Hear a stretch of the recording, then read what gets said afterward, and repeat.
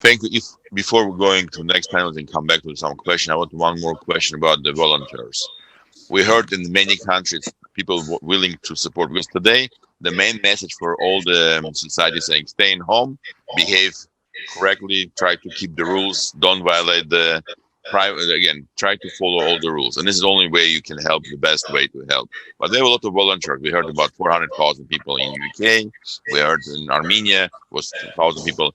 And we also know it's one of the issue about not enough places to put the people with quarantine, not enough nurses, not enough medical service people. Do we see any programs of short-term education program which can help people be educated and help support the infrastructure? Because we saw in Italy how the medical people been basically working 24 hours, 7 days a week, and getting a lot of by infections because of the too many pressure to them. Do you see the volunteers can help some way to decrease the pressure, or it's not realistic? Thank you. It's a very good question. Actually, we have two kinds of volunteers. First type of volunteers are those who can help with logistic, with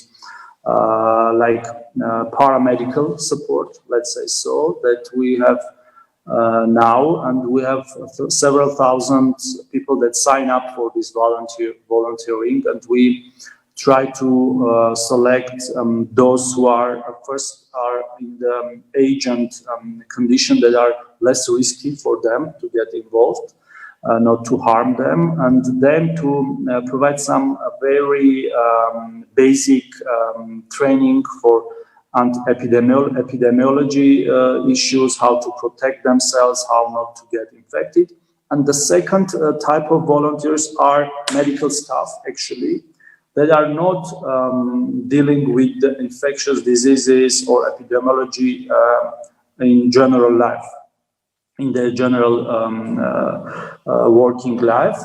And we mobilize them to retrain, actually, as doctors or as nurses who can deal with patients with coronavirus. And so far, we have trained about more than 100 of doctors and nurses for a short period of time, like for 3 or 4 days, with the basics of epidemiology, how to protect themselves and how to approach these patients. And second, the basics of pulmonology and infectious diseases that can be a substitute for those doctors who get infected.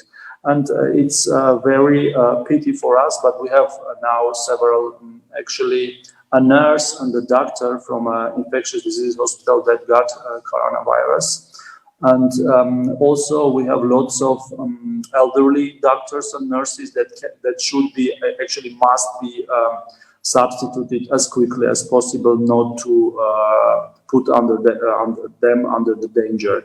So the volunteering, of course, and mobilizing the volunteers is one of the main directions to provide the continuity of the service, because medical staff is warning out, or actually warning down, I don't know the exact. Yes, thank you. Thank you.